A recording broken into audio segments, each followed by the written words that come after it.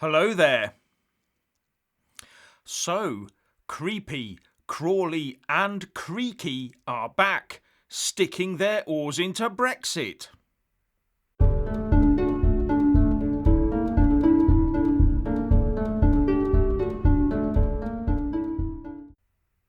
Firstly, please subscribe and like this video to give my channel a boost, and I'm always uploading new content, so please do check back daily. And a big thanks to my Patreon and PayPal supporters. First it was Theresa May, and now we have John Major and Tony Blair entering the fray by lecturing Boris Johnson on his plans to unilaterally rectify the Withdrawal Agreement Treaty. And all three are talking about the reputation of the UK being trashed. And I'll leave it up to you to decide which one of them is creepy, which one is Crawley, and which one is Creaky. A trio of basically pro-EU former Prime Ministers horrified at the thought that the UK might actually manage to break free of the shackles that they either locked the UK into or attempted to lock us into. All three seem to be content that Brexit was progressing using the defective Withdrawal Agreement Treaty. But once it became apparent to them that Boris had cottoned on to the potential problems and was doing something about it, wham, in they came. Throwing themselves out of the pram, they march about the nursery demanding that the UK stay firmly locked in the playpen, wearing a nappy. And completely ignoring the veiled EU threats to blockade Northern Ireland, they round on the person trying to save the UK from being torn asunder by a foreign power. And I do also wonder if, for them, it's as personal as it is about being a Europhile. Maybe on top of the Brussels angle, they're petrified of Boris taking a political wrecking ball and demolishing in a few short months something they spent decades trying to force us into. That history will push them into the shadow of Boris. Remember, all three of them have the blue with gold stars running through them like a stick of seaside rock. Now, the UK has said it is taking action via the Internal Market Bill to defend itself against an EU that looks set to use an extreme interpretation of the provisions in the Irish Border Protocol to force the UK to cave in to its demands. And this comes after the EU hinted that that's exactly what it would do. But the UK has said that we would be reasonable and check some goods that are at risk of going south over the Irish border into the single market. But the EU said no, it could classify everything as at risk and even stop us providing Northern Ireland with food. That's why we have to take action by enacting the laws in the UK Internal Market Bill. Speaking with Sky's Sophie Ridge, the Justice Secretary and Lord Chancellor, Tory MP Robert Buckland, said that these provisions are a fallback insurance policy and not something the UK wants to use, something put in place to ensure the EU could not blockade Northern Ireland. But now we suddenly have the Irish Foreign Minister Simon Coveney on the Andrew Marr show today, saying that the EU has no intention of cutting Northern Ireland away from the rest of the UK. Andrew Marr said to Coveney that it looks like the EU Brexit negotiator Michel Barnier is proposing a blockade, and Coveney replied, "There is no blockade proposed, and that is the kind of inflammatory language coming from number 10, which is spin and not the truth. What is agreed in the Withdrawal Agreement and in the Protocol on Northern Ireland and Ireland is that there will be limited checks on goods coming from GB into Northern Ireland, because there is an agreement to prevent the need for physical border infrastructure on the island of Ireland between the north and south. And therefore we have to ensure that goods are not travelling from GB into the single market through the Republic of Ireland.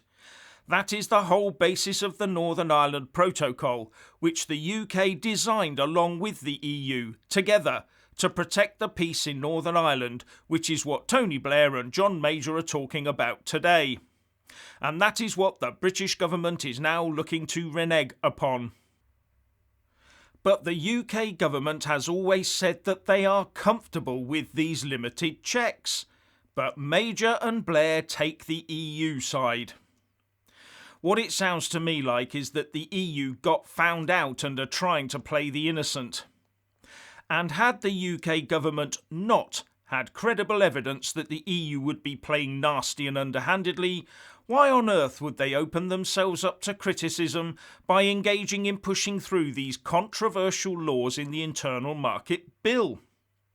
But we won't know for sure until we've seen the list of at-risk goods that the EU wants to be checked before they land in Northern Ireland from Great Britain. Anyway, despite the press trying to play this all up, I think the government will get the Internal Market Bill and its Brexit clauses through the Commons quite comfortably over the next few days. Now, as I understand it, this bill will go through the House of Commons in a short order of 4 days by committing it to a committee of the whole House. So all done and dusted by the end of the week, and the bill then goes to the House of Lords. And this is where the mathematics of government support regarding votes is completely reversed, especially where Brexit is concerned. Technically, the Lords could vote it down and delay it for a year under the Parliament Acts of 1911 and 1949. But there is also the Salisbury Convention to take into account, which says that government bills based on manifesto promises, such as getting Brexit done, should be returned to the Commons in good time. And with the Lords as a body itself on heavily borrowed time, one hopes they will not try to play footloose and fancy-free with this bill. Now, as far as I can see, 3 amendments have been proposed for this bill while it's debated in the Commons starting tomorrow. The first of them comes from Ian Blackford, Sir Ed Davey, Liz Saville-Roberts, Caroline Lucas, Colm Eastwood and Stephen Fray, that says that this House declines to give a second reading to the United Kingdom Internal Market Bill because it breaks international law and is contrary to the established devolution settlement. I think we can safely say that one will be voted down.